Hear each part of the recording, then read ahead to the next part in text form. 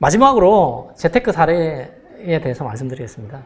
이거는 이제 제 개인적인 사례고요. 제가 재테크를 하면서 저는 재테크를 하면서 그러니까 아파트 제가 사는 곳을 옮기면서 재테크를 했고요. 그러면서 제가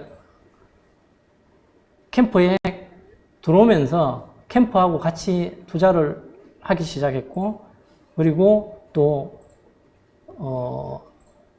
법인을 만들어서 법인으로 또 투자를 하고 있습니다. 그리고 소액으로 캠프와 같이 투자를 하고 있고요. 저는 사실상 회사가 양산에 있고요. 양산에서 처음 2008년도에 집을 마련했습니다.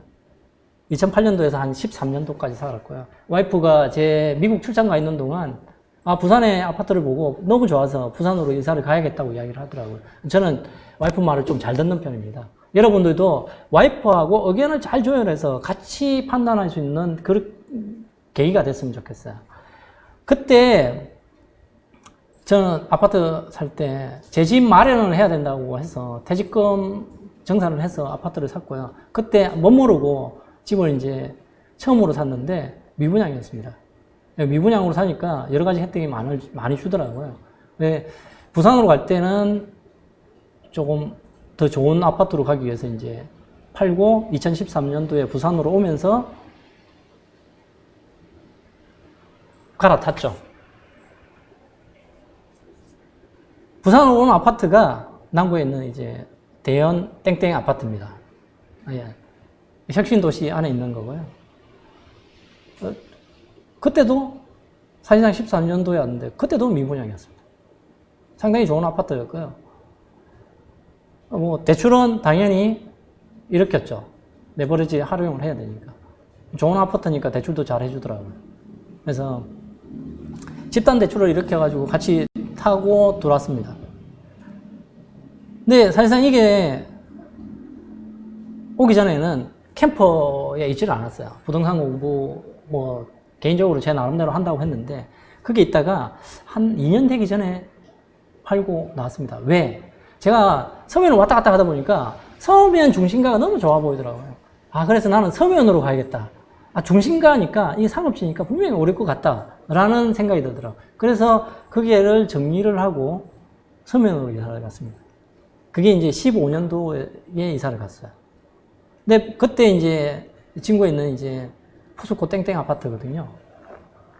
이제 그게 갔던 이유는 또 하나 더 있어요. 옛날에 이제 그 삼성의 이건희 회장님이 거기에 있는 땅을 부수고 지었던 아파트이기 때문에 CJ재당에 있던 자리를.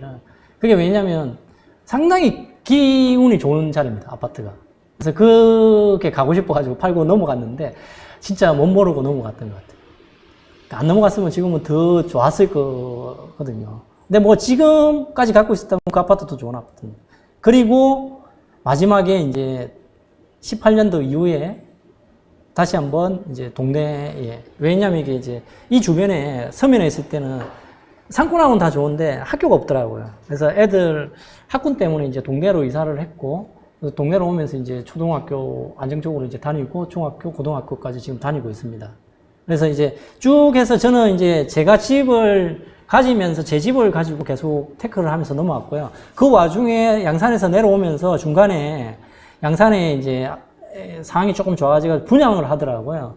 분양을 한다고 했는데 저희 사실상 못 모르고 분양을 했어요.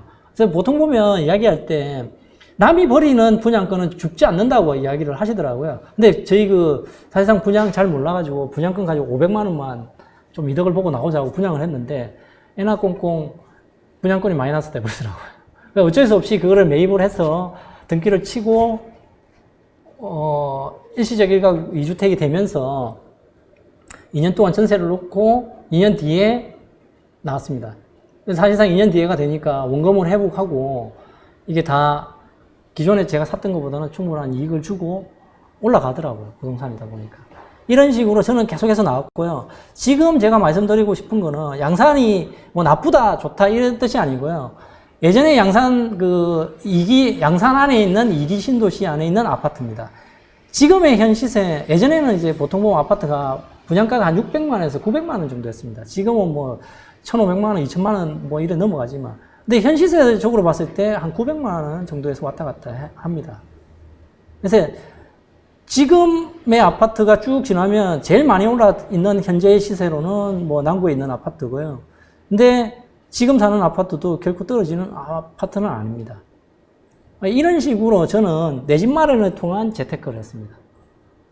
그리고 중간중간에 투자를 했고요. 중간에 투자를 하면서 수익률이 조금씩 올라갔고요. 그 다음에 제가 가졌던 시드머니가, 작은 시드머니가 대출이라는 레버리지를 이용해서 계속해서 증가를 했습니다. 지금 딱히 뭐 얼마라고는 말씀을 드리지는 못하겠고요. 저도 좀 40평대 있는 아파트에 사는데 만족하고 살고 있고요. 언젠가는 또 한 번 더 갈아타야 되겠죠. 다시 좋은 아파트로. 그렇게 준비를 하고 있습니다. 그 다음에 이제 또 이제 이걸 갖다 이제 그 지역에 필터링 한 거거든요. 우리는 이제 투자자는 솔직히 자금이 좀 작게 드는 게 좋잖아요. 그래서 이제 아무래도 이제 필터링을 갖다가 지인에서 여기 이제 뭐 전세가율로 해가지고 필터링을 제가 걸어본 거예요. 아무래도 이거 전세가 굉장히 높죠. 이런 94%, 93%, 뭐 이렇게 지금 울산 이래요.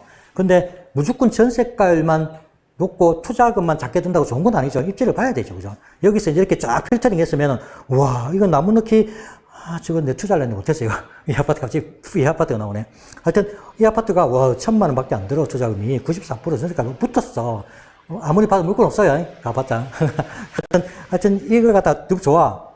그러면 이제 각 입지를 봐야 되겠죠. 입지 가가지고, 예를 들어서, 입지 봤는데, 전세가율만 높으면 왜? 입지가 저 산꼭대기고, 입지도 안 좋고, 학교도 없고, 너무 왜 떨어지고, 나이가 빠지고, 한 동밖에 없어. 그럼 패스. 또 패스 해가지고, 하다 보면은, 이 정도면 입지 괜찮아. 그런 걸 걸러내야 되겠죠. 이제 그런 걸 갖다 계속 공부하면서 스스로, 뭐 연차수 이런 것도 보고 다 이걸 봐야 돼요. 그래서 이렇게 필터링을 해가지고 아파트를 이렇게 다 이렇게 분석하는 것도 하나의 방법이죠. 그래도 랜드마크 아파트를 찾고 가격 분석을 비교하고, 이제 이렇게 했어요. 지식에. 그 다음에 이제 물건 분석을 했어요. 이렇게 시세, 매매 전체 갭차 이런 것도 보면서 했어요. 그 다음에 이제 아파트 가치 및 입지 분석을 해야 되겠죠. 내가 이 아파트가 좋아. 그럼 이 아파트에 대해서 어느 정도 가치가 있는지 분석을 해야 돼요. 이 아파트 옆에 학교가 여기도 옥동초도 있고 남천초등, 신정초등학교도 있어요. 이것도 이제 어느 학교가 배정되는지도 우리가 또 자세히 깊이 들어가면 다 나오거든요. 그러면 방금 그랬잖아요. 학군이 좋은데 옆에 있어도 배정은 안 되는 학교가 있어요. 그럼 그 이유 때문에 더 옆에가 더 비싼, 그렇거든요. 그래서 이제 그런 것도 이제 디테일하게 나중에 이렇게 공부하고 또 하시면 됩니다. 자, 입지 봤고요. 그 다음에 이제 물건을 선정해가지고 이렇게 경쟁 아파트 이렇게 비교를 해보는 거죠. 이렇게. 그러면은, 물산 거 몇 개 받아왔는데, 뭐, 대장은 아니지만은, 뭐, 중고점을 회복한 애들도 있고, 아직까지 중고점 회복 못한 애들도 있고, 이게 진짜 좋은 게 전세가가 완전히 바지로 올라가고 있죠. 그죠? 아까 울산 공급이 그래 많지는 않았어요. 2023년도에 많았는데, 그래서, 울산 투자는 굉장히 나쁘진 않다라고 그냥, 이거 제가 차트 만들면서도 괜찮은 것 같다라고 보여지고요. 그리고 또 주변 아파트, 두 아파트, 내가 어느 아파트라고 말씀을 안 드리고 두 아파트를 비교한 거거든요. A라는 아파트, B라는 아파트 이렇게 비교도 돼요. 지인이란다. 아실에서 비교를 또 해보는 거예요. 내가 지역마다 남주 대장하고 북구 대장하고도 비교해보고, 그죠? 같은 비슷한 입지에 하고 비교를 해보고. 근데 웃긴 게 뭐냐면, 이 아들 같은 경우는 처음에는 거의 붙은 적도 있었죠. 근데 벌어져요. 그 지역마다 왜 벌어지는지는 뭐 다 틀리니까. 하여튼, 아파트를 갖다 이 두 중에 산다면은, 요쯤에 이 아파트를 샀다면은 굉장히 좋았겠죠. 그죠? 자, 두 개도, 이것도 딴 아파트, 남구 하나고, 이게 남구하고 북구 아파트를 비교한 거거든요. 당시에는 얘가 더 비쌌죠. 더 쌌죠, 파란 게. 근데 따라잡았죠. 와, 얘 산 사람은 거의 머물고 있죠. 그래서 이렇게 가격 비교도 해보고. 그죠? 입지 물건 분석도 해보고. 자, 그렇게 해서 방금 랜드마크 아파트도 확인하고, 아파트 가치도 보고, 주변 아파트 시세도 분석도 해보고, 이제 필터링도 해가지고, 이 정도 아파트면 좋아 해가지고 물건이 딱 나왔어요. 이제 마지막 현장 확인이에요. 현장 확인. 자, 이제는 현장 확인은 전화품, 현장 발품이라고 되어 있어요. 그럼 우리가 이제 이렇게 분석을 했으면은 이제 전화 가기 전에 열심히 전화를 거는 거예요. 전화로 물건도 분석하고, 그 다음에 그쪽 분위기, 소장 분위기가 어떤지. 이거 항상 이제 우리가 임장을 가고 보긴 하면은 매수자 입장에서도 가보고, 매도자 입장에서도 가보고. 이제 그렇게 병행을 하죠. 그 다음에 이제 가보는 게 직접. 이걸 또 현장을 갖다가 마지막 확인해야 되겠죠. 이게 맞나? 진짜 내가 발품 판 거, 손품 판 게 지금 맞나? 발품 판 거, 손품 판 게. 그래서 직접 현장 가가 확인을 하고 옵니다. 이게 끝이에요. 그러면 이거 할 때 제가 그냥 제 나름대로 몇 가지 쭉 정리를 해봤어요. 자, 현장 방문전에 지도라든지 거리비를 아까 한 내용을 그대로 간추린 거거든요. 거리비를 통해 지역을 충분히 눈으로 익히셔야 돼요. 그 다음에 두 번째, 그렇게 하면은 3번 임장 갈까 한 번이면은 갖고 많은 것을 얻을 수 있어요. 그만큼 많이 본 만큼. 그 다음에 임장 전에 손품, 전화로 매물 시세, 현장 분위기를 충분히 사전 조사를 해라. 모르는 지역은 맘카페 등을 활용해서 심리 분위기를 갖다 파악하라. 그 다음에 매수자, 매도자 임장을 병행해서 우위 시장을 확인하면은 협상할 때 내가 유리하다 훨씬 알아야 되죠. 그 시장 분위기를. 그 다음에 추격 매수가 아닌 절대서는 쌀 때 사라고 말씀을 해주고 싶어요. 그 다음에 관심 단초가 있다면 매물 알림을 적극 활용해가지고 항상 모니터링을 해라. 그 다음에 물론 투자를 했다면 당연히 매물 알림을 걸어서 계속 흐름을 파악하라. 그 다음에 개발 호재 등 상승열이 있는 지역은 현재가 안 좋지만 좋아질 지역을 적극 저는 공략을 하라고 하고 싶습니다. 그 다음에 팔 때, 살 때는 아무 데나 사도 된다는 얘기가 있어요. 팔 때가 더 중요하죠. 팔 때를 미리 염두에 두고 플랜을 갖다 잘 짜셔야 된다. 라고 하고 싶고요. 그 다음에 부동산은 지금이 아닌 우리가 미래에 투자를 하는 것이다. 맞죠? 그죠? 지금 현재 시세가 아니죠. 우리가 오를 걸 미래를 보고 투자를 하는 겁니다. 자. 그래서 이제 단기적으로 수요가 장기적으로 봤을 때 수요가 는다는 거는 일자리가 늘어난다든지 인구수가 는다든지 도시가 좋아져서 울산에 갔던 사람들이 교통이 좋아지니까 다시 부산으로 오고 싶어. 이런 것들이 장기적 수요가 늘어나는 거겠죠. 근데 단기적으로 매수 수요가 지금 현재 공급 대비 수요가 많다 작다를 한눈에 볼 수 있는 것들이 미분양이라든지 청약 경쟁률이라든지 매물 감소 이런 것들이 있습니다. 매물이 감소하고 있다는 거는 매매에 쌓여있는 매물이 감소하고 있다는 건 지금 사는 사람이 더 많다는 거죠. 내놓는 사람보다 사는 사람이 많다라는 거. 그 다음에 청약 경쟁률이 높다라는 거는 신축 아파트의 수요가 많다라는 거. 그 다음에 미분양이 많다라는 거는 지금 아파트가 분양이 안 됐다라는 거잖아요. 새 아파트가 분양이 안 됐어요. 그러면 구축 아파트는 더 안 되겠죠. 더 안 팔리겠죠. 새 아파트도 분양이 안 됐으니까. 그래서 미분양이 쌓여가면 구축 아파트는 더 타격을 받을 거고, 미분양이 감소하고 나면 이제 새 아파트가 없잖아요. 그러면 구축 아파트로 에너지가 올 거고. 그래서 이런 것들이 수요를 측정하는 지표. 근데 부동산 지인에 들어가면 이 4대 지표 해가지고 다 나와요. 얼마나 잘 돼 있어요. 근데 문제는 내가 이때까지 해석을 못했을 뿐이지. 그래서 공급량이 많더라도 미분양이 줄어들면 뭐냐면, 공급은 새 아파트를 공급하는 거잖아요. 근데 미분양은 새 아파트를 기준으로 분양이 많냐 작냐잖아요. 근데 미분양이 줄어들었다는 거는 공급이 많음에도 불구하고 사는 사람이 많으니까 미분양이 줄어드는 거예요. 그래서 공급 차트와 미분양 차트를 같이 보면 한눈에 딱 보여요. 그래서 미분양이 감소하는 추세인지 얼만큼 줄어드는지 지금 이렇게 바닥이다 하면 부동산 하락장이 오기가 쉽지는 않아요. 그래서 자, 그 다음에 이제 거래량이라는 지표가 있는데 이게 엄청 이제 딱 잘 해놨거든요. 여기 보면 면 단위로 표시한 게 뭐냐면요, 월 평균 전체 10년 평균 거래량이거든요. 10년 평균 거래량인데 왜 이렇게 했냐면 여기 보시면 여기에 톱니바퀴처럼 이렇게 돼 있잖아요. 이게 왜 이러냐면 지난달에 보니까 울산을 보니까 거래량이 많이 없어요. 왜 없냐? 이사철이 아니니까. 근데 사람들은 그걸 모르고 울산이 하락기인가? 이래 생각하는 거예요. 이제 많이 오르고 떨어지는갑다 생각할 수 있는 거예요. 그래서 딱 보니까 이제 가을장이 되면서 이사철이 되잖아요. 올라가요. 가면 상승인가? 이래 되는 거예요.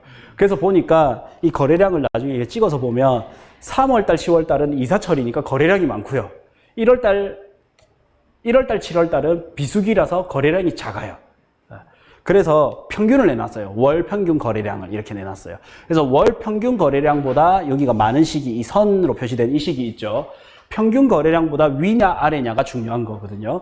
그래서 여기 보면 평균 거래량보다 위잖아요. 그러면 거래량이 많기 때문에 반드시 시세가 상승으로 이어질 가능성이 매우 높아져요. 제가 17개 시도를 다 살펴봤는데 그냥 100%다 많았어요. 그냥 특히 첫 번째 거래량이 이렇게 평균 거래량보다 높을 때 있죠.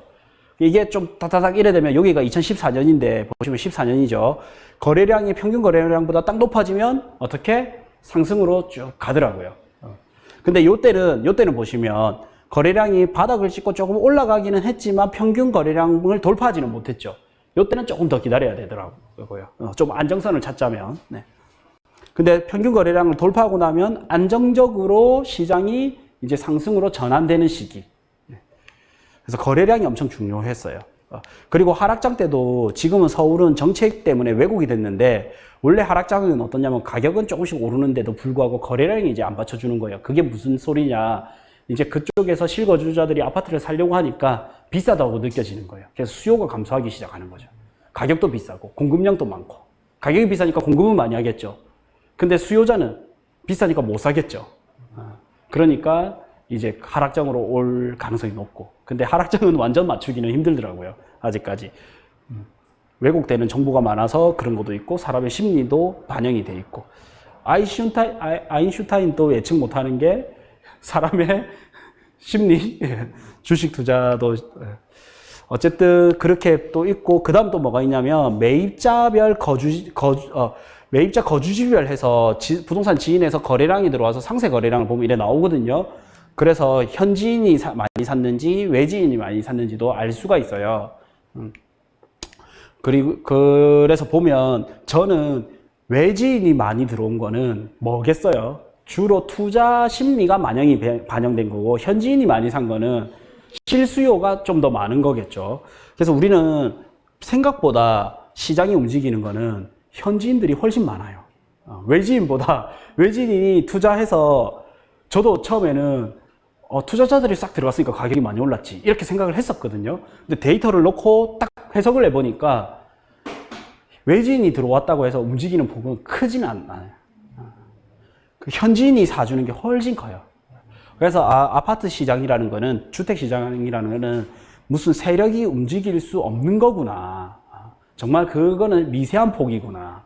그래서 내가 세력의 주도자가 돼서 돈을 벌어야지 이거는 틀린 생각. 그리고 내가 정말 공부를 해가지고 현상을 보고 이래서 정확하게 해석해서 들어가줘야 되구나. 근데 그 중에 하나가 현지인이 매수 수요로 돌아서기 시작하는 이 시점 있죠. 이게 안정화 단계예요. 딱 2번 정도 제가 찾았는데 외지인이 현지인보다 거래량이 많았던 적이 있어요. 그때가 어디냐면 거제도가 한 번이 있었고 청주가 한 번이 있었어요. 그 아니나 다를까 올랐다가 바로 이제 좀 주춤해졌었거든요. 물론 청주 같은 경우는 규제 지역도 있었지만 그래서 외지인이 들어가는 걸 보고 들어갈 필요는 없어요. 외지인들은 어떠냐면요. 예전에 해운대가 많이 올랐잖아요. 급등을 하고 나니까 해운대 중에서 좀 싼 데가 좀 괜찮으면서 입지 좋으면서 싼 데가 어디지 하면서 자동 신도시를 봤단 말이에요. 서울의 투자자들은 어떠냐면 외지인이잖아요. 그 가격이 떨어지는 거예요. 다시 조정을 받으면서. 그러니까 팔고 나가려고 해요. 근데 현지인은 떨어져도 못 팔아요. 그러니까 현지인이 사는 게 안정적인 시장이단 말이에요. 살 때도 현지인이 사줘야 되고 팔 때도 현지인이 들어간 쪽이 안전하단 말이에요. 그래서 거래량을 볼 때도 현지인 거래량이 많은지 외지인 거래량이 많은지. 자, 청약통장을 한번 볼게요. 청약통장은 총 4가지로 이렇게 구분이 되거든요. 국민청약종합저축이라서 흔히 우리 일반적인 종합청약저축이 이 국민청약종합저축입니다. 이 종합저축은 국민주택과 민영주택 어떤 것도 가능하고요. 누구든 가입 가능하고 모든 주택에 청약이 가능합니다. 만능이죠, 만능. 그리고 청약저축이라는 게 있어요. 청약저축은 국민주택을 공급받기 위한 통장, 청약예금은 민영주택을 공급받기 위한 청약통장, 청약부금은 주거전용 85제곱미터 이하의 민영주택을 공급받기 위한 통장, 이렇게 보시면 돼요. 그러면 이렇게 나눠지는데 어떤 게 가장 좋냐? 종합저축이 제일 좋은 거 아니에요? 이렇게 물어볼 수 있잖아요. 맞아요. 종합저축이 제일 좋아요. 가장 일반적이고. 이게 왜 그러냐면 청약저축과 청약예금 그리고 청약부금은 2015년 9월 1일부터 신규 가입이 중단됐어요. 그럼 그 전에 가입된 사람들은 유지됩니다. 그래서 지금 이 2015년 9월 1일 이후부터는 청약 종합저축에만 가입을 할 수 있거든요. 그래서 청약통장의 종류에 따라서 청약 신청할 수 있는 주택의 종류가 달라진다는 거 꼭 아셔야 됩니다. 그리고 청약통장은 한 사람당 하나밖에 가입 못해요. 청약통장의 이제 가입 요건을 보면 연령 자격 제한 없습니다. 누구나 가입할 수 있어요. 애기들도 가입할 수 있어요. 청약 가점제를 내가 전략적으로 하겠다는 사람은 이 청약통장의 가입 점수가 굉장히 중요합니다. 왜냐하면 아까 통장 가입 점수가 만점이 17점이 있었죠. 그죠? 그래서 가점제를 내가 하겠다면 이 통장 가입 점수가 중요하다는 거 아셔야 되고요. 청약통장 가입 점수의 만점은 17점이라고 아까 말씀을 드렸고 1년 미만이면 2점, 1년마다 1점씩 해서 최대 15년 이렇게 산수를 할 수 있고요. 그리고 청약통장은 무조건 빨리 만드는 게 유리합니다. 왜 그러냐면 이게 만 19세 이전에도 통장 가입을 할 수 있거든요. 가입을 할 수 있지만은 이전에 만들었다 해서 그러면 뭐 인정을 아예 못 해주냐? 그건 아닙니다. 최대 2년까지 인정을 해줘요. 그럼 내가 10살에 만들었다면 19세 이전에 만들었겠죠? 그죠? 그러면 9년이나 10년이나 세월이 있겠죠? 그래도 2년만 인정해 줍니다. 그럼 내가 전략적으로 만 17세부터 만드는 거예요. 그러면 2년 인정받을 수 있죠. 그죠? 그래서 아까 제가 가점제 전략에서 통장 가입 점수가 중요하다 했죠. 그래서 이 가점제를 하시는 분들은 내 자녀를 만 17세부터 청약통장을 전략적으로 만들면 좋습니다. 2년 인정받을 수 있거든요. 이거 참고하시면 될 것 같고요. 청약통장 1순위 요건도 있어요. 규제지역에서는 통장 개설 후 2년이 경과해야 1순위가 됩니다. 위축지역에서는 1년이, 그러니까 통장 개설 후 1개월이 경과돼야 1순위 될 수 있고요. 수도권에서는 통장 개설 후 1년이 경과해야 되고요. 수도권 외 지역에서는 통장 개설 후 6개월이 경과되어야 1순위 요건을 갖출 수 있습니다. 요거 참고하셔야 됩니다. 자, 1순위 제한을 한번 볼게요. 1순위 제한은 투기과열지구 또는 청약과열지구 내 국민주택에서 청약할 때 세대주가 아닌 자, 그리고 5년 이에 당첨자가 있는 무주택 구성원은 1순위가 제한됩니다. 그리고 투기과열지구 또는 청약과열지구 내 민영주택에 청약을 하려고 하는 자는 세대주가 아닌 자, 5년 이내 다른 주택에 당첨된 세대에 속한 자, 무주택이 아니죠. 그냥 세대입니다. 그리고 2주택 이상 소유한 세대에 속한 자는 1주택 청약 제한이 됩니다. 어디에? 투기과열 또는 청약과열지역 내 민영주택에 청약할 시 1순위 제한이 됩니다. 요거 참고하시면 될 것 같고요. 자, 두 번째 예제를 한번 풀어볼게요. 보유 대지 지분이 22평짜리 물건입니다. 예를 이런 거 좀 있어요. 지방에 보면. 자, 국가에서는 나보고 12.5%는 기부를 하랬어요. 근데 나는 34평을 분양을 받고 싶고 34평을 분양받기 위해서 실제로 건설사라는 55평을 계약을 하는 거예요. 근데 용적률이 250%입니다. 뭐 제2종 뭐 일반 주거지역이라든지 이런 지역에 속하겠죠. 그러면 44평을 받고 싶은데 용적률이 250%니까 사실은 필요한 대지 지분이 13.25평이 나는 필요한 거예요. 그죠? 자, 근데 평당 공사비를 420만 원으로 한번 잡아봤습니다. 그 다음에 일반 분양 예상가는 6억 8천이에요.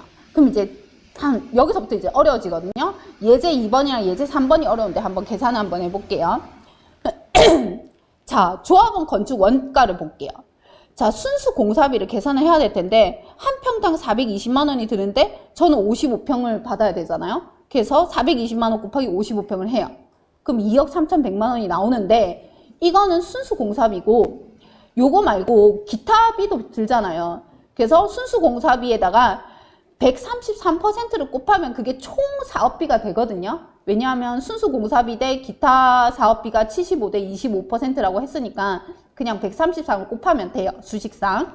그러면 요걸 곱해보니까 조합원 건축 원가가 3억 7백이 들어요. 그러면 이 3억 7백을 다 내느냐? 아니라고요. 민간 건설사한테 제가 헌집을 주면서 기여를 했으니까 그 기여한 게 얼마인지 how much is it 계산을 해야 된다고요. 그럼 계산을 해볼게요. 내가 22평 헌집을 줬어요. 대지 지분을 22평을 건설사한테 줬는데 중간에 국가가 가로채가요. 12.5%만큼은. 근데 또 내가 34평 분양받고 싶으니까 내가 분양받는 그 집을 위해서 13.25평은 내가 실제로 가져가야 돼요. 이거는 건설사한테 못 줘. 내가 필요하니까. 그러면 차 떼고 포 떼고 하면 6평밖에 안 남아요. 그럼 이거는 어차피 남는 거니까 6평 정도는 민간 건설사한테 준다라는 거죠. 조합원이. 그래서 16평은 소모를 한 거고 6평은 기여를 하는 거예요. 분양 건설사한테. 근데 이 6평이 도대체 얼마나친데요? 모르잖아요. 그걸 계산을 하는 거예요. 인근에 6억 8천이래요. 인근에 6억 8천인데 이게 원가가 아니에요. 건설사 입장에서는 6억 8천의 집을 짓기 위해서 이미 순수 공사비가 요만큼 들어갔어요. 2억 3,100만 원만큼 들어갔어요. 그럼 건설사 입장에서는 6억 8천에서 소요된 공사 경비인 2억 3,100만 원을 빼는 거죠. 그래서 4억 4,900만 원이 나오고 이게 실제로 건설사의 이득인 거고 이 이득은 한 평이 아니고 34평짜리 물건이었으니까 사실은 대지 지분이 13.25평일 때 4억 4,900인 거예요. 그래서 이걸 나눠요. 그러면 한 평당 얼마? 3,388만 원만큼 건설사는 가져가고 있는 거예요. 꽁돈을. 근데 내가 이 건설사한테 몇 평을 줬어요? 공짜로? 6평. 그럼 내가 얘한테 얼마만큼 기여를 했죠? 6평 곱하기 얼마? 3,388만 원만큼 기여를 한 거예요. 그걸 계산을 하니까 기여 금액이 요게 나왔어요. 여기 보면 3,388만 원 곱하기 6 한 거 보이시죠? 그래서 2억 3,208만 원이 나온 거예요. 그럼 요만큼 기여를 했고 내가 필요한 물건의 가격은 이거니까 여기에서 이 금액을 뺀 차액금인 얼마? 1억 395만 원만 추가로 더 내면 되는 거예요. 이게 분담금이에요. 그러면 현재 이 물건 주인이 예를 들어서 예를 들어 볼게요. 4억의 물건을 내놨어요. 그렇죠? 4억의 물건을 내놨는데 자기 손에 피를 5천을 더 달래요. 그러면 4억짜리 물건이 아니고 4억 5천짜리 물건인데 여기서 생각을 멈추면 안 되고 4억 5천만 내면 물건 못 받잖아요. 추가로 나중에 얼마 더 내야 되죠? 1억 400만 원 정도 더 내야 되잖아요. 그럼 4억 5천짜리가 아니고 4억 5천 플러스 1억 400 정도를 더하는 거죠. 근데 그 금액이 여전히 6억 8천보다 싸죠? 그러면 들어가는 거예요. 알겠죠? 지금 우리 뭐 했죠? 분담금. 분담금 계산하니까 투자를 할지 말지 피가 5천만 원을 그 집주인이 불렀는데 적절한지 아니면 비싼지가 계산이 딱 판단이 서는 거예요. 다음 이제 과성교 철거 후에 땅값이 급격하게 상승한 사례입니다. 이 5억짜리가 50억이 됐거든요. 보면 이제 해운대구 중동이라는 곳이 있습니다.